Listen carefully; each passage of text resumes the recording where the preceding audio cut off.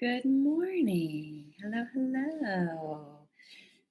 All right, I feel like it's always kind of a toss up when it comes to like lighting because there's days where lighting is fantastic from my window over here, and then like today, it's a little cloudy and it's still like early enough that I'm not getting a ton of light. Also, there's a window on in that direction that gets super bright, gets a lot of the morning sun. But we had rain last night, like 1 a.m. last night, and yet for some reason it's still like super cloudy, and we're just not getting a whole lot of natural sunlight. So this is what we're working with today. Also, my hair looks crazy. Um, can I pull you guys closer? Yeah, yeah. We don't need all that in there. I know, I'm like maybe we should just do straight on, but then you see, who cares? This is my shelf over here in case you guys just really wanted to see it.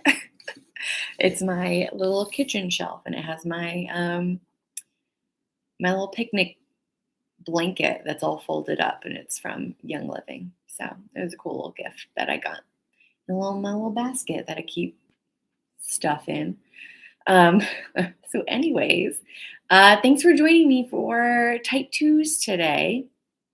I'm not gonna lie, this was probably the hardest chapter for me to read because I know some type twos in my life, and they're ones that I've had some conflict with. Oh, here's the sun. The sun is coming out. Um, so reading about them and the things going on internally, it's kind of hard. It's a little like, oh, like it's a little, it makes you a little sad, a little as a type 4, I feel an immense amount of guilt about everything. And so I, felt guilt as I was reading about type 2s. Also, type 4s, we can take on a lot of negative traits of type 2s when we are under stress. And I've definitely seen that tendency in myself. And so, in a lot of ways, I reject a lot of type 2s and the negative parts of type 2s because when I exhibit those behaviors, like I don't want to do it. And I know I'm in a bad place. Also, there's this theory. It's all kind of a theory, really. All of the Enneagram is a theory. But, anyways, please know when we say theory, in case you aren't aware, because I know my BF, who I've talked about as type 5, has had to educate me on what a theory really is, because we do seem to forget after high school. And a theory is a hypothesis, so it is that educated guess that we learned about in like middle school. But the hypothesis has been tested over and over, and so it becomes a theory. So, for example, gravity is a theory. It's a hypothesis that someone had. It was that a guess, and they tested it over and over again. Scientists did, and now it is considered a theory. We can't truly prove the existence of gravity because we can't see gravity, but we can see the effects of what we think is gravity. So that's what mean when I say theory. And the Enneagram is a theory. It is a guess that someone had, and it's been tested over and over again. And now we can see the effects, but we can't truly just like see the Enneagram, if that makes sense. I feel like that was super abstract, but so there is a theory that the type that you go to under stress, that you kind of backslide into when you are under stress, is the type that when you are at your absolute best, I think this takes a lot of maturity. Also, when you have truly grown as a human being and you've done a lot of growth work for yourself, you then take on the positive traits of the type that you once backslid into during stress. So, as of right now, when I get stressed, I can be very, I just want to like help people. I just want to be like, I want to make up for whatever I'm feeling guilt for. And so I'm like, can I help you? Can I do something? Like, I want to kind of counteract what I think I've done poorly with or poorly at. That's not grammatically correct, but it's fine. I want to like kind of make up for it by being helpful, um, diminishing my needs and my desires and my wants to make people like me, um, which is very type 2. However, if I go through the growth work and I mature and I learn a lot about myself and I decide to maybe become a better person, not an idealized person, but a better person, I can eventually take on a lot of positive traits of type 2s, which would mean that I could be of help to people, but with zero expectation for them to do anything positive back to me. Whether that means I give you a gift, you give me a gift, or I help you in some way, and then you're super grateful back. It doesn't matter. Eventually, the positive traits of a type 2 are to become to have zero expectations of others and to also express wants and needs. And I would add this on. This is super important, but learning that you can fulfill your own wants and needs. It doesn't have to be another person. So we'll get into more. That's kind of where I have to learn to love type 2s and to, in some ways, be a type 2. And we'll get into a lot more about type 2s in just a few minutes. So I'm drinking coffee this morning. I think the coffee might be Dunkin'. It might be Dunkin' coffee, the beans. I just cold brewed it. I put a bunch of oat milk in it. I put a little bit of vanilla extract, and it's really good. Also, this has nothing to do with anything, but I got my nails done and my toes. Got a little mani-pedi done yesterday or last night, and it was fun. I haven't gotten my nails done in like 7 years. Like, I'm just one of those people, like, I want to buy the nail polish on my own, and I just do it myself. And it's fine, and it's a lot cheaper. But my mom's birthday is tomorrow, and so as a treat to her and kind of to myself, we went to get our nails done together. So it was a lot of fun, and I love this color. It's like lavender or lilac. I'm not gonna lie, I don't know the difference. I need to look that up. But I love the color. I'm super excited. Also, I'm going to go into what I am proud of myself for doing this week. And I'm not going to lie, it's been kind of a hard thing. I wouldn't say I've had a bad week, but I would say that I was doing some reflecting this week, and I've had some conflict with a certain person. And I have felt a lot of shame for not being super nice and friendly towards this person because I've had to be very direct. And that makes me feel like I'm kind of being a jerk. And so I've had a lot of shame for that. But this week, as I reflected back, I did realize I don't regret saying anything. And I'm actually really proud of myself for standing up to this person. And I'll just leave it at that. I was very proud of myself for standing up to this person and not being quiet in order to be liked. Because I will say in the past, there have been many times where I have kept quiet and not said something because I don't want to rock the boat, or I don't want to make people not like me. And a lot of times what has happened is those people then think that everything's fine with me. And sometimes even think that like we're friends or that I approve of things that they do when I don't. And it always creates a kind of an awkward situation. So I'm proud of myself for standing up to this person and not keeping quiet, just to be liked, which is funny because that kind of leads into type twos this week.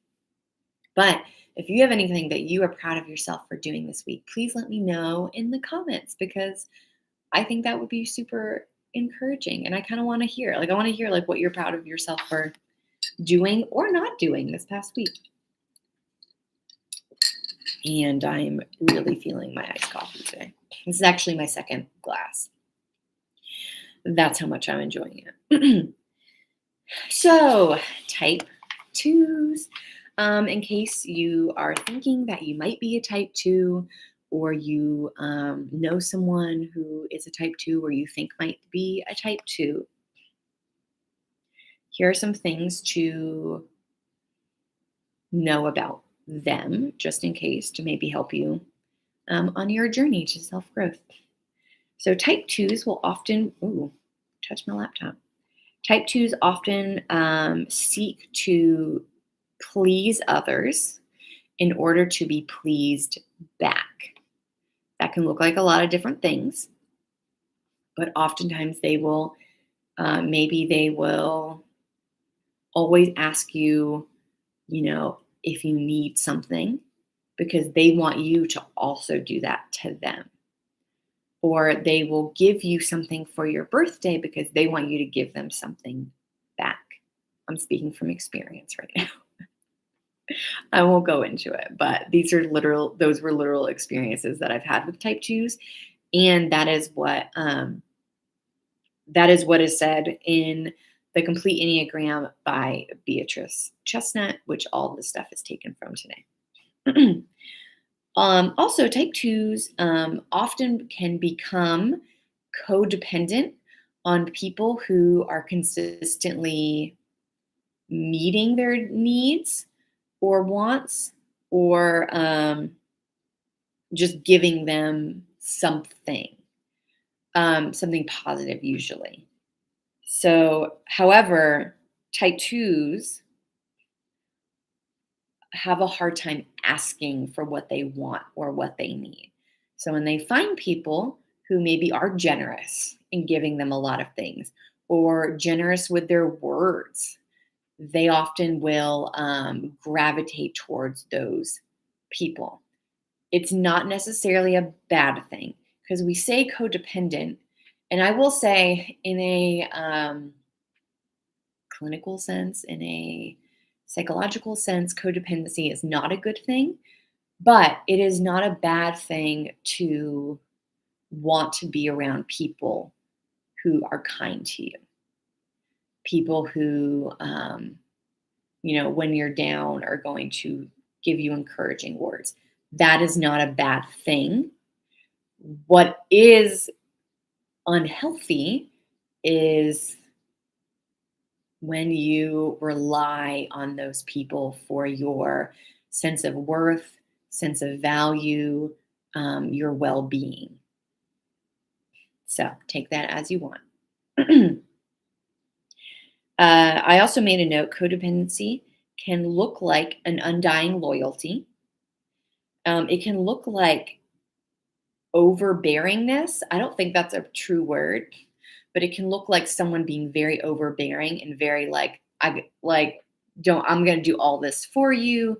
It can kind of look like micromanaging sometimes. It can also look like I know what's best for you attitude. That's what codependency can be. Because sometimes we might have to get into subtypes later on about that to really unpack this. But sometimes type twos can display codependency by being in charge, by being the one to get things done and not asking for any help in that, and kind of working themselves, overly working themselves to meet your needs. And so they act very tough, which is not a bad thing.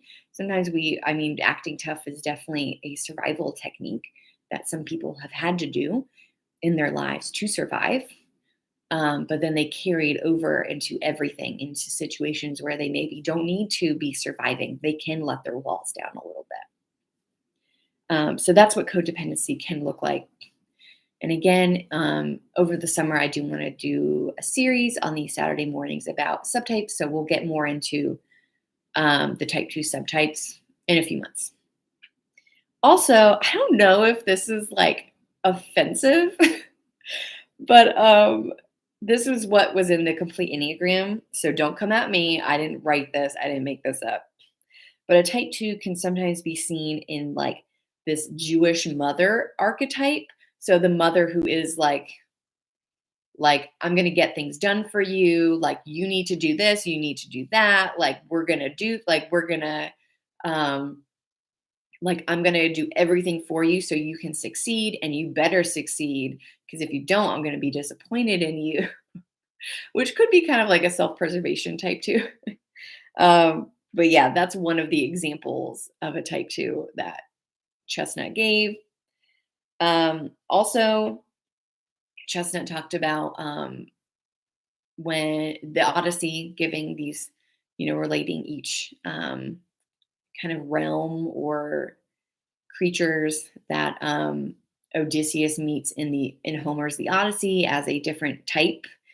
And she related Calypso to a type 2 because Calypso, when Odysseus comes to the island, he just needs to kind of get stuff and go. However, Calypso showers him with affection and food and things that he needs. And then when he says, all right, I gotta go, because literally his next stop is home and his wife and children.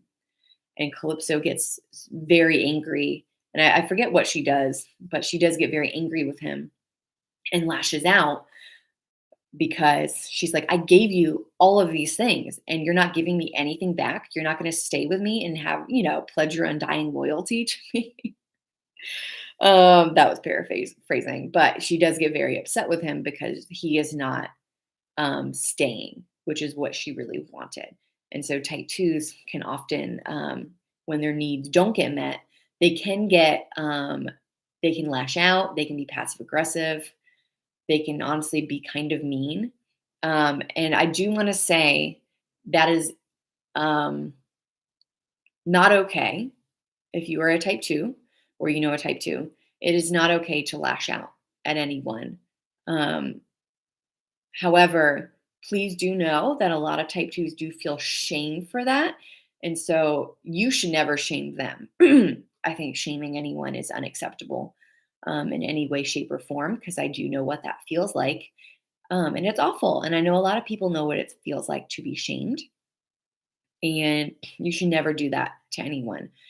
And especially with type 2s, even though they might be lashing out, they do feel a lot of shame afterwards for what they have said or done. And sometimes we'll want to make up for it. Also, I just speaking from personal experience, I remember many years ago, I was kind of like a nanny for a summer, and I took the girl I was nannying to a pool because for swim team practice. And so I would, wait for an hour. And while I was there, there were some moms who were there with their kids. And one of the moms was pregnant. And you could just kind of tell, she just looked tired, she's pregnant. Clearly had at least one child already who was at swim practice. Also, you get up kind of early for swim practice. And when I say this mom was pregnant, it was noticeable, she was definitely approaching her third trimester or in her third trimester. And so from what I've heard, I've never been pregnant, sometimes it can get hard because you just get really big and you have a hard time breathing before the baby drops. And so she just looked exhausted, this woman. And I overheard this other mom come up to her and she's like, "Hey, I just wanna, like, help you. Like, can I just, like, help you, like, carry your bags or something?" And the mom was just like, "What?" Like, "What are you like, what why are you here?" Like, she seemed kind of, like, confused, probably, again, exhausted, but I just thought that was such a interesting example of someone who might be a type 2, who's just like, "I wanna help you," and you're just like, "What? Why? I don't want your help. I didn't ask for your help." Um, so that is something that type 2s can do. I don't know if either of those women were type 2s, but that is a behavior that you might see in a type 2 is just like being unhelpful, being helpful when it's not needed or wanted. So I don't know. I just wanted to point that out, like a real life example. So type 2s, I wanted to kind of give some like advice for type 2s, give them some work to do in the future. And one of those things, um, this is just, I don't know, I hope this is encouraging for you. It's okay if people don't like you. It's okay if people don't want your help or need your help. It has nothing to do with your value, your talent, or your worth as a human being. It's fine. And you don't need to pick it apart and be like, well, that person is just being stubborn. Maybe they really just don't need your help. And it's okay. If they say no, just say, okay, you did your part. And if they need your help later, they're probably asking you because they know you do like to help. And to be honest, unless it's a person who uses you, because there are those people in the world, but I will say not everyone is like that. Please don't think that anyone who says, I don't need your help, and then a week later says, I need your help, is using you. You might just need to feel honored that they're asking for your help because it's not that they want something from you necessarily. It's just like they know you're good at helping. And so they want to ask you instead of asking someone else. So you can feel honored in those situations. Um, please know when someone does, also, again, when they are telling you, no, I don't want your help or need your help, nothing about you has changed. It's not that your ability to help isn't all of a sudden not good enough. It's not that you've done something wrong. It might be, but I'm going to say 9 times out of 10, it's not you.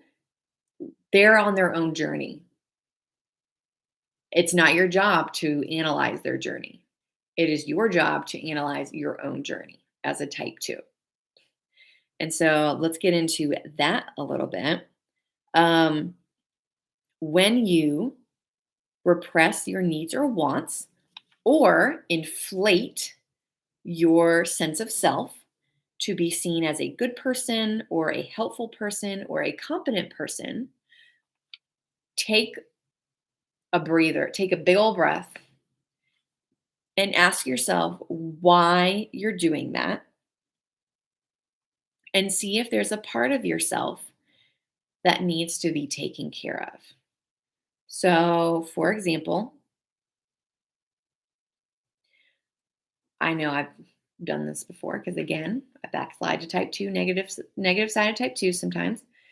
Let's say um, I'm going to just speak from some experience. Let's say you really would like it if all of,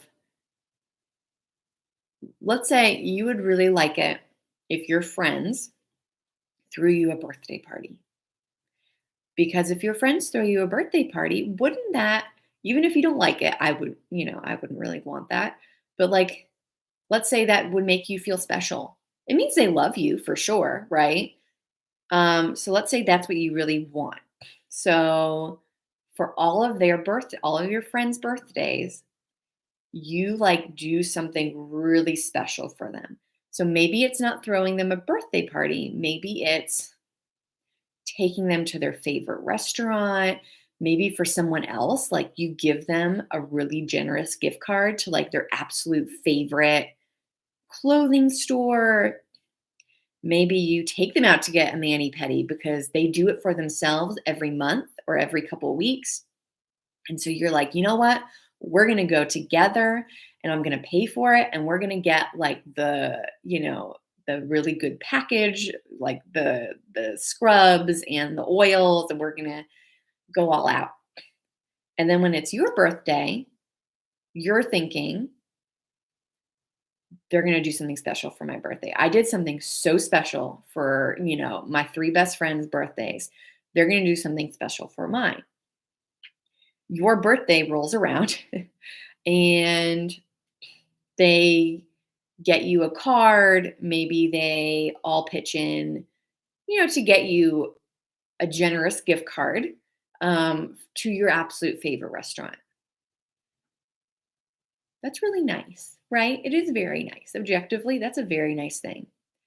But in your head, you're like, I did something so special for them. And all I get is a gift card. And they all pitched in for it. Like they didn't all get me something separate because they knew that, right? Like one of them didn't get me a gift card to my favorite restaurant. And the other one got me something else that I love. And then the other one didn't get me something else that I love. Instead, they all just bought me the same thing. And it makes you not feel special.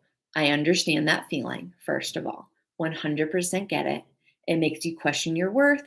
It makes you question your friendships to them. It makes you maybe question yourself as a friend. It's not always a good feeling. Like you feel like maybe you're just not worthy or not worth being friends with. However, this is the chance to take that big breath and ask yourself, is there a part of myself that needs to be taken care of? And I'm going to say that I have realized in my own personal experience that what needed to be taken care of was that I wanted to make myself feel like I wanted to be special. And so it's such a type 4 thing to say, but I wanted to feel special. And so one year I threw myself the birthday party that I wanted and I invited everyone to it.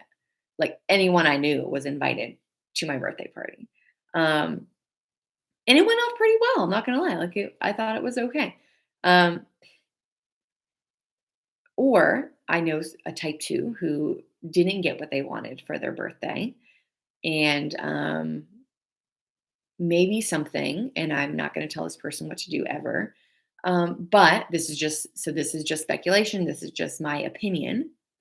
But maybe this person needed to take a step back, ask themselves, take a deep breath, ask themselves, what part of myself needs to be taken care of? And maybe they needed to communicate what they wanted because this person bought gifts for people, bought me a gift that was, I'm not going to say they didn't spend $50 on me even, it was not much, but it was a very it was more generous than I thought our relationship called for.